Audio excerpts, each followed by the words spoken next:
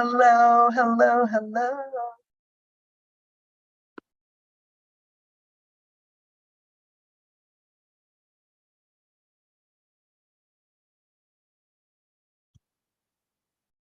All right. Good morning, everyone.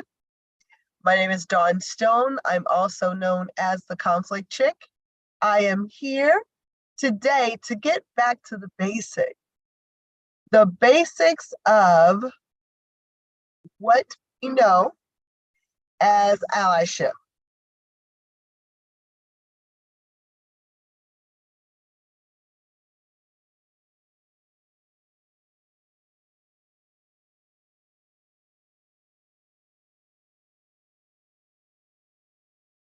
All right.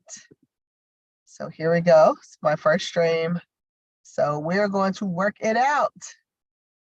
So let me get to my Zoom. And I'm going to share my screen.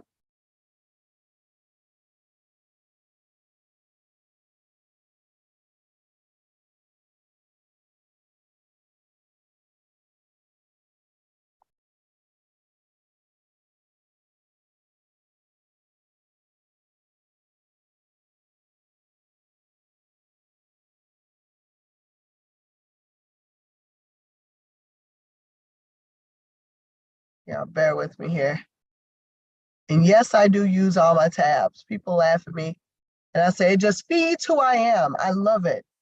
So I want to share with you a presentation that I did in Sonoma wine country, the Northern California SHRM conference. And there I talked about promoting allyship.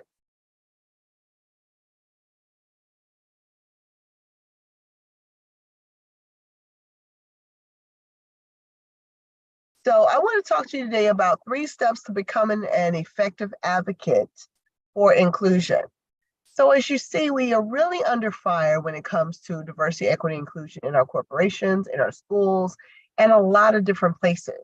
And so what I want to do is to make sure that we understand that inclusion, diversity, equity, inclusion was not something that began literally in 2020 when we had the pandemic and everyone had to watch 3 prominent people get murdered. That was just 3. There's a bigger problem. And so what we want to do is just really talk about how we as employees, we as leaders, we as parents, family members, loved ones, bosses, friends, can be more human. And it really comes down to understanding what inclusion really means. So we're going to go through a number of things here when we talk about the word allyship, because this is one of the things that is trending in terms of words to use, just like gaslighting and some of these other words. But I want to break down allyship and show you how these 4 areas really help us describe how we show up at work and at home. So I want to ask you, which word describes you the best? Are you an apprentice, an advocate, an ally, or an accomplice? So today your learning objectives is really going to be to understand the role of allyship in creating an inclusive workplace culture.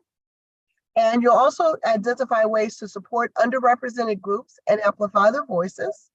And then learn some strategies to address the systemic biases and create change within your organizations, your community, even in your home. So we're going to define the mission, describe the role and rationale, talk about these 2 things called intent and impact. And we'll talk about how those can be encouraging and uplifting or incredibly harmful to some people.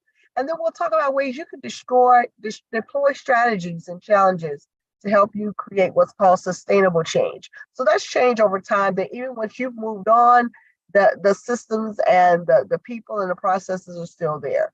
Once you close your eyes for your last hurrah, when you leave this earth, that you see a change and an impact that you've made. So let's talk about what is allyship.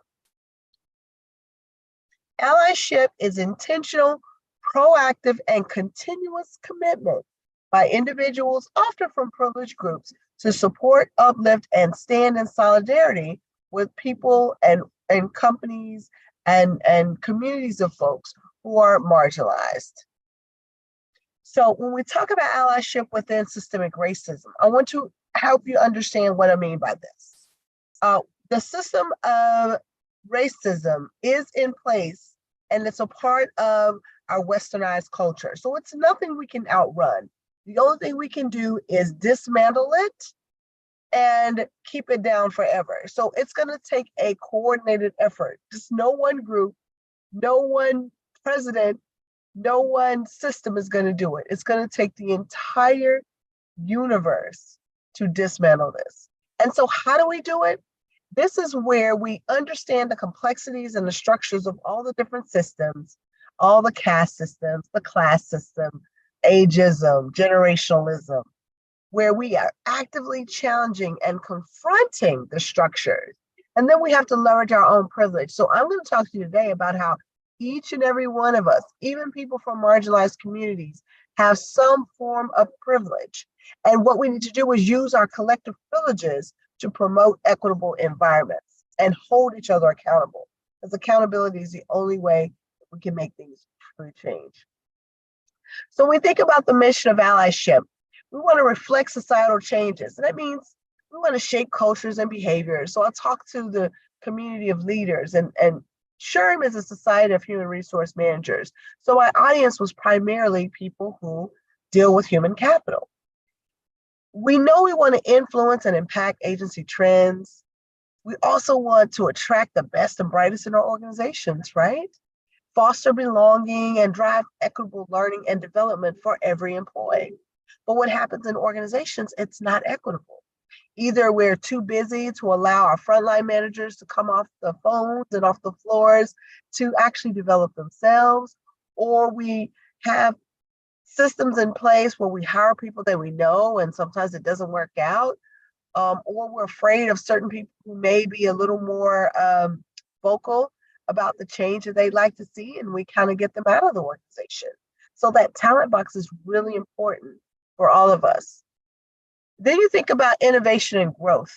No company gets in company to stay small or to make no money, not even nonprofits. But we want to think about how can we every day promote creativity and collaboration? How can we facilitate diverse perspectives in our decision making? So stop making decisions in a vacuum or only having it at one level of the organization. And then the last piece is called risk mitigation.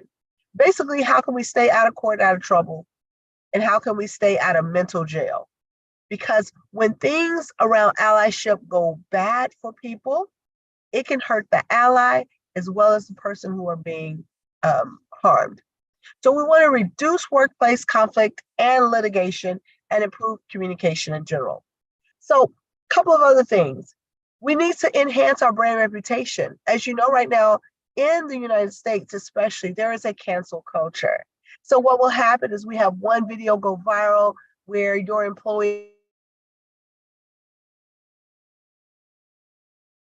do something that is impacting a marginalized community. Ask Starbucks. When the two Black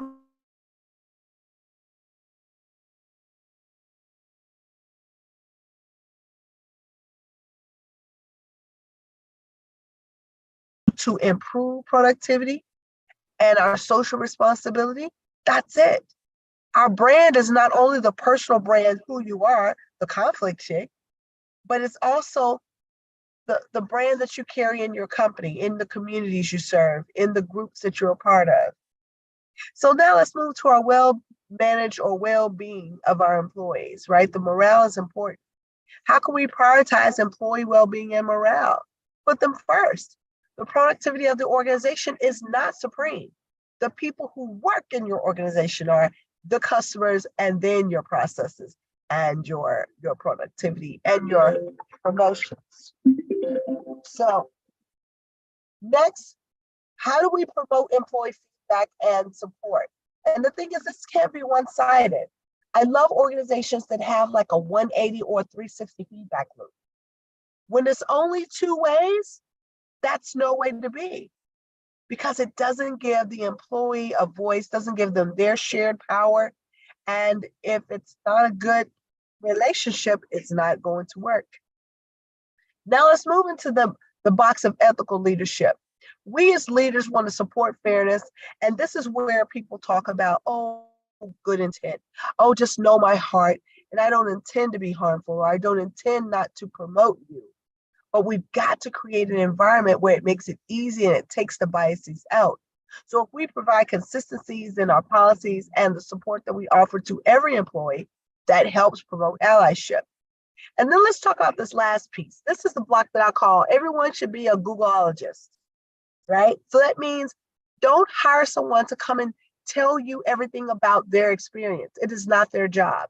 It is your job to know and own your experience, the good, the bad, and the ugly, and to also allow time to allow people to reflect and develop on themselves. So we want to upskill, we want to reskill, we want to unlearn and relearn.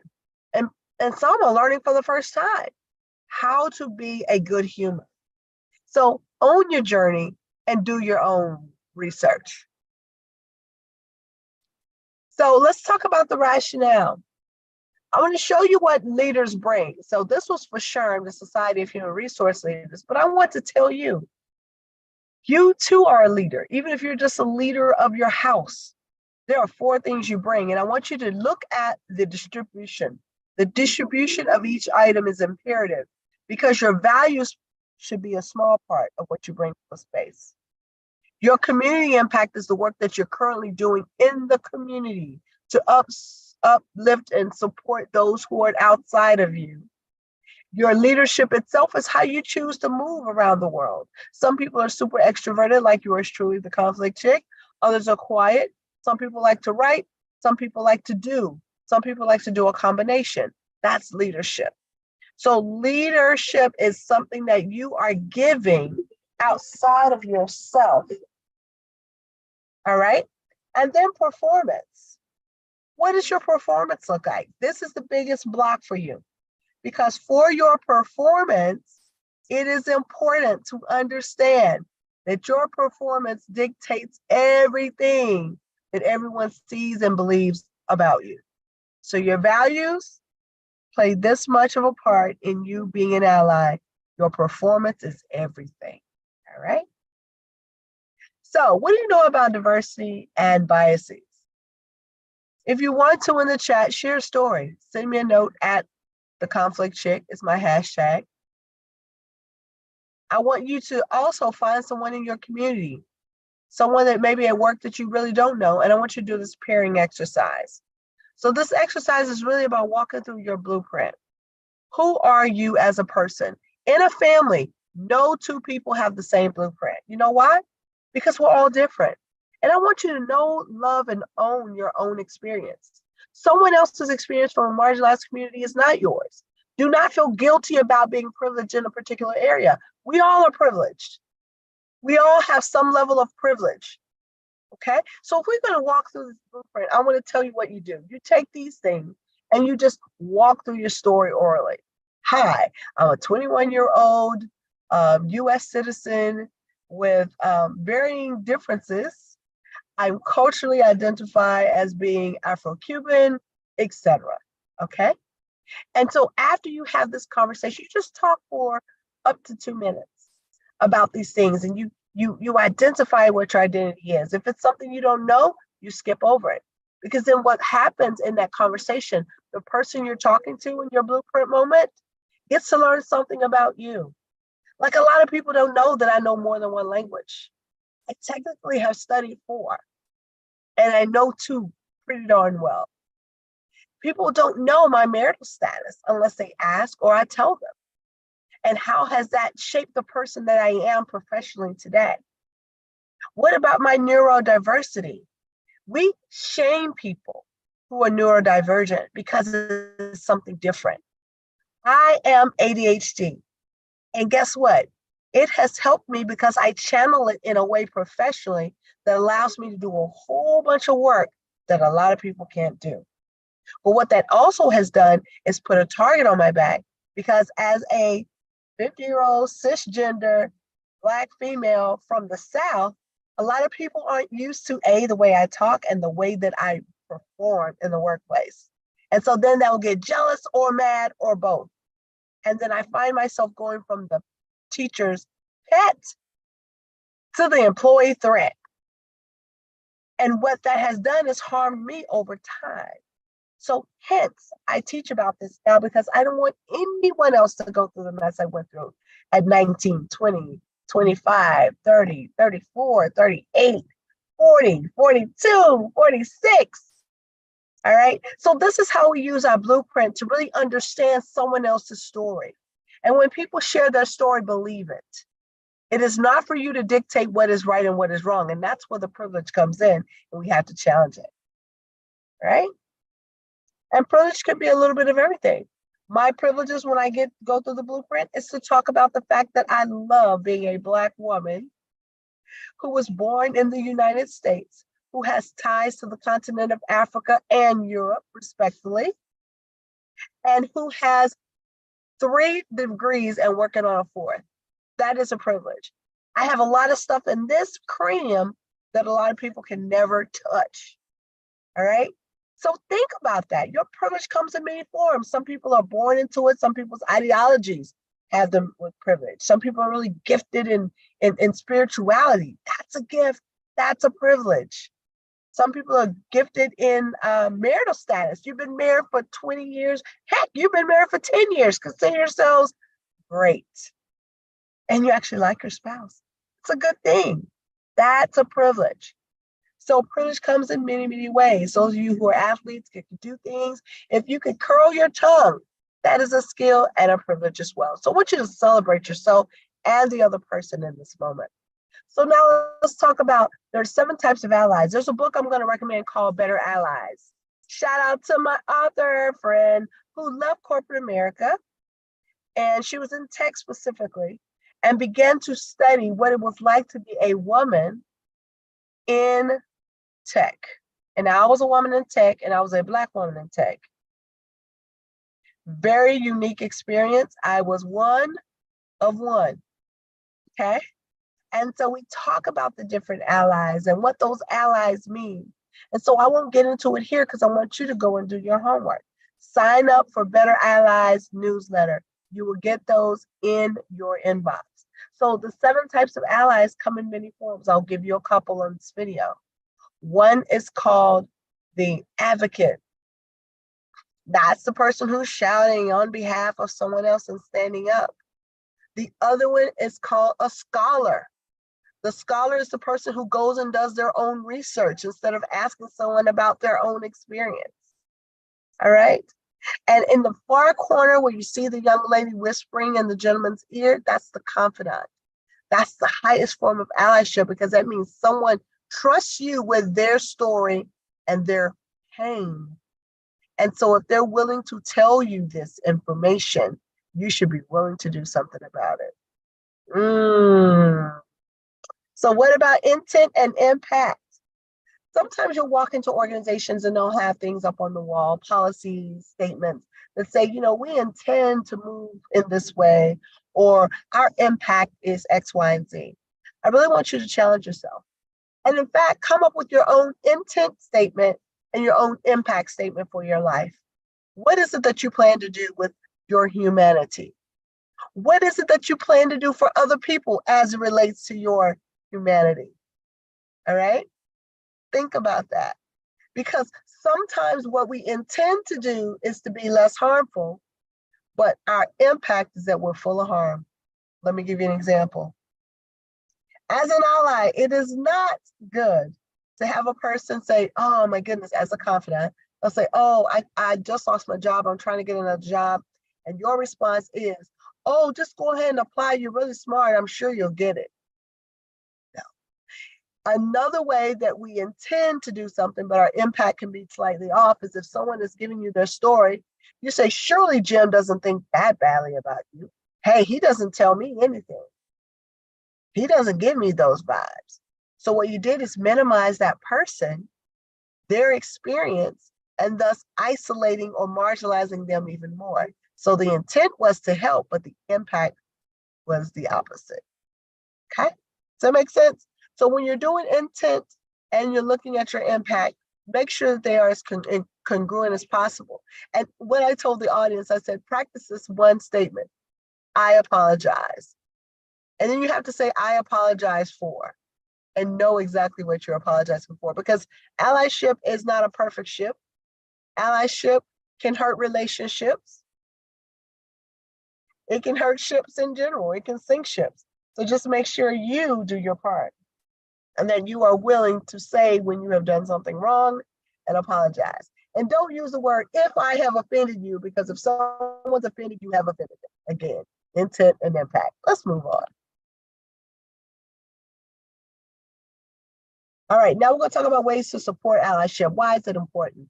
Allyship drives meaningful change. And this is the one thing that we really have to remember, because in nurturing workplaces, they are inclusive, they are equitable. I want you to think about a workplace right now that you would love to work for, or maybe it's your own workforce that you're excited about. Talk about what makes your group great, what makes your team wonderful. What are you able to do with allyship? You can promote innovation and adaptation. See, the worst thing for a new hire to do as a college professor is to have a new hire go into an organization and everyone in the organization say, we don't do that around here. That's not right. You're young, you got time. That doesn't promote innovation and adaptation. So what we want to do is to develop a strong commitment to allyship, look at the brand, help to attract and retain the top talent, and value inclusivity and corporate social responsibility. That's my one line for everyone. That's the one thing I want everyone to understand, that this is a commitment. Make a commitment to yourself, to the people you work for, the people you work with, and the people you live with. Because allyship helps you create policy that makes you an accomplice. It helps you amplify intergenerational voices. I love to let people know I am a Gen Xer who has Gen Z energy. It's crazy, because what happens, I make everyone upset, because they're like, wait a minute, what are you doing? And I'm like, I'm integrating voices. Well, why would you do that? We should do it this way.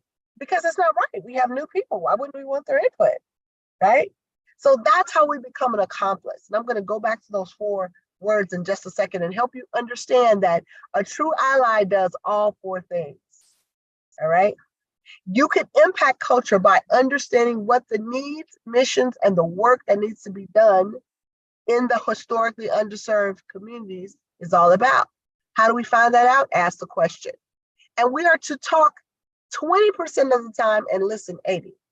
Because when allyship gets in the way, what we call this woke movement, is when allies come in and take over.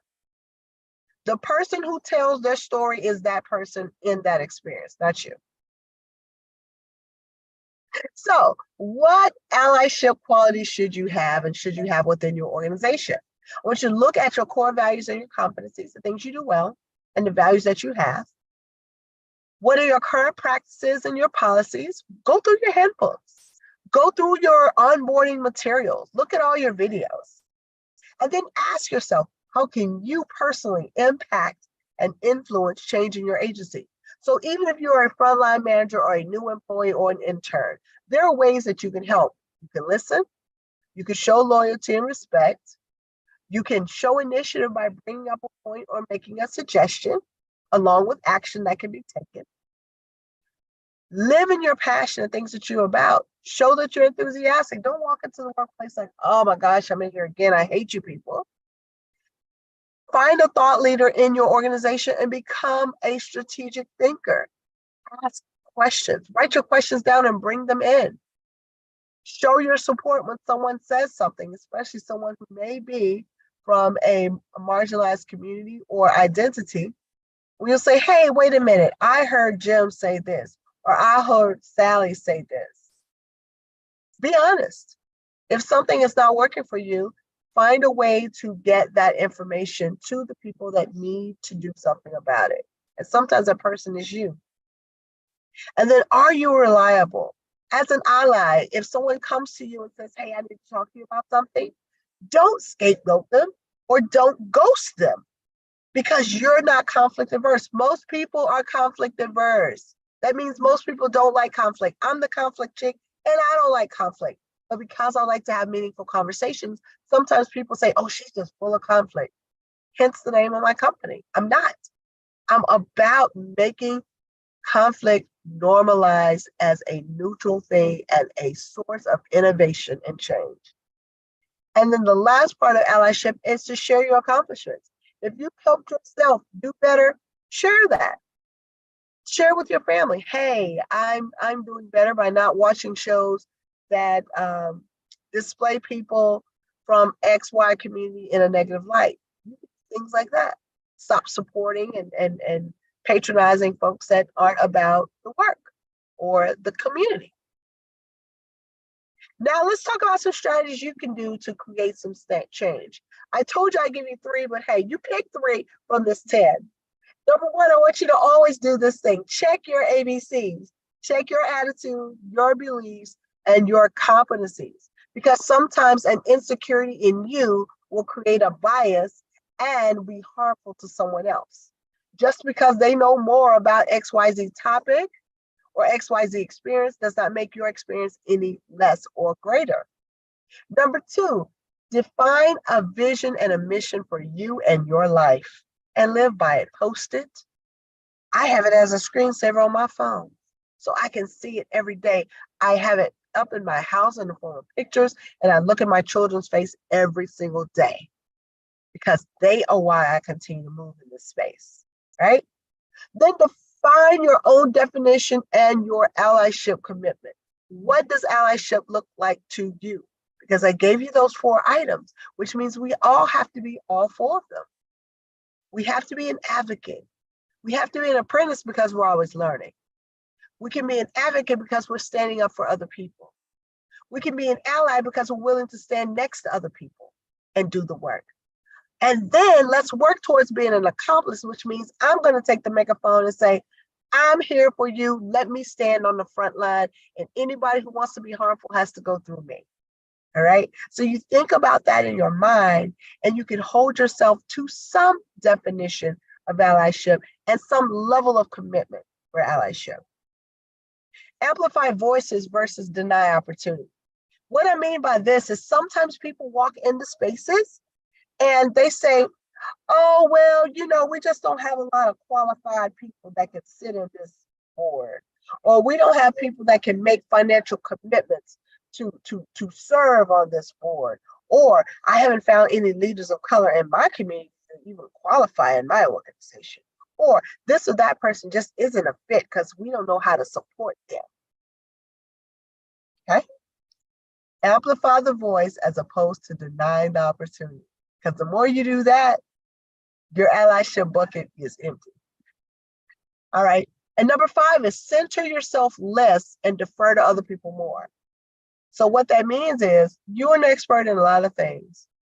You're privileged in a lot of ways. You have a lot of positional power, a lot of reverent power, but everyone does not need to know that. And there are times when you can give the microphone, the pen, the room, the position to someone else and sit down. Number 6, secure mentor, coach, and content to help you improve yourself. The one thing about allyship to make yourself the best ally is to do your own work. That means study every day. This is a journey, not a destination. You will be working on allyship until the day you die because there's always going to be a group, multiple groups, multiple things that you can work on, multiple people you can support. So it's time for us to get around people who we feel are doing a great job. And so what that doesn't mean is to go and find someone who's from a community that you want to know about and ask them to download on you. That is not it. You're an apprentice. Go do your own research. You want to find a mentor who can actually help you, who is doing the work. All right. So sometimes if you are a cisgender white male, it might be another cisgender white male who is doing the work. Or it could be a prominent person in your community from a different background who is willing to, because you have to ask the question, no assumptions, who is willing to dedicate time to share some experiences. And when you're in that mentoring, coaching, and content moment, it is for you to also share who you are and what you do. It's not about a download, it's mutualism, okay? Support causes and community needs. Get out there. Make your community impact bucket a lot larger. Make it larger than your value system. Sometimes we value religion, but we sit in a pew and never go into the community. That doesn't work. That isn't how allyship works. Number 8 is do your research. So I'm told you to only pick 3 out of the 10 to work on for this quarter. One for 6 weeks, or 1 for 4 weeks, 1 for 4 weeks, 1 for 4 weeks. 1 October, November, December, 1 this quarter, 1 next quarter, however you want to do it. But do your own research. If there's a group, follow the groups, read and research. If there's a space you want to go in and you're not sure that you are welcomed, ask a question and let them know why you're here or desire to be here. Ask them for resources. I also have a set of curated resources. There are multiple people on here, and I've been showcasing some of the amazing talent here on LinkedIn who are great at delivering, synthesizing, and creating. And so it's time for us to listen more than we talk and ignore. Number 9, start and maintain an initiative and ask and receive feedback. Period. And then number 10 is to measure and monitor. So when you measure it, let's see where we are. Say you want to learn about allyship and you're going to work on your apprentice spots. Say I'm going to commit to reading 1 ally related book a month. By the end of the year, you have 12 books. The average American only reads 1 book. So the fact that you're going to read 2 books between now and December, you're already better than half of people in America. More than half, okay? So here's my key message as I close. You can ethically engage with your organization, your community, and be accountable to yourself and your colleagues. You can do that. You can identify and comfortably discuss issues related to equity and justice and how they intersect with your work. What do we mean by that? You can have conversations with people outside of folks you know. And please do that. Challenge yourself to do that daily. Learn how to model best practices, both from the individual and the organizational standpoint. So what I mean is you're going to take some time with yourself. So the first rule of order is to get yourself right. So don't go running in your organization tomorrow talking about this big plan you have. Until you have planned to work on you, you cannot do anything for anyone else. Fill your cup first. All right, and then feel confident as a leader that you are deeply committed to this work and just do the work. Okay? So now, as we come to the close, I want to ask you, as an ally, what is one thing you intend to do? Remember us talking about that intend versus that impact? What do you intend to do today? And I want you to think about the stoplight. There's one thing in red that you're going to stop doing. So what is one thing related to allyship that maybe you need to stop doing or reconsider? And it might be always assuming that someone didn't have a certain experience. Maybe it's, I'm going to stop ignoring people that I know they're in need. Maybe it's, I'm going to stop acting afraid or feeling that I don't have a voice because I'm a white person in a white world and I'm trying to get into other spaces. Don't do that. That's called fear, false evidence appearing real, which is also makes you complicit, which also makes you not an ally. What about the yellow? Something you're currently doing that you want to continue doing. Highlight that, celebrate that. And then based on this presentation today, and maybe some thoughts that you've had, what is one thing you will go and do today that you can implement? So in order to implement something to make it a habit, you need to do it at least 23, 27, or 30 days, depending on what report you look at. All right, so we got to create some good habits because you know it only takes 24 to 48 hours to break one. So whatever you choose to do new, do it. And I'm going to encourage you to write things down. Why do we write things down? Because when you write things down, you A, get to go back and see it. B, get to go back and review it. Once you see it and you review it, it becomes part of an action in you. So it's the psychology of being and doing and following up with yourself. So make the commitment to do you. All right? So if you want to reach out to me or you have some questions or comments about what I've shared, this is what I shared in one group. I have hundreds of documents, presentations, and help and care and concern for the work that we need to do as allies. Because my goal is to normalize conflict. Because conflict is neutral. It's neither positive or negative. It's only positive or negative based on your response to the stimuli. So what that means, a deadline for me is a positive thing. I love deadlines. A deadline for someone who doesn't like deadlines, it's a crutch. It's something negative. So when you think about conflict, refuse to weaponize it, because conflict is not neutral. Conflict is neutral. It is not negative in nature. It only becomes negative when you decide that you want to make it negative or make it about you and not make it about the opportunity to innovate, create, and learn something new. All right?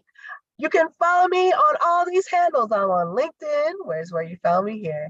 I'm on YouTube, which is where you may have found me here. And if you listen to the replay, you can find me on Twitter, TikTok, Instagram, and Facebook at The Conflict Chick, and my contact information is here. I'd love to hear from you. If you've got an encouraging story or have something you want to celebrate, let's celebrate together, because I absolutely love the work that's being done, and I love the progress that is being made. But allyship is our responsibility, and allyships can equal some great friendships for you. So let's gear this ship together. All right? Have a great day. I've enjoyed talking to you, and we'll see you again on Thursday.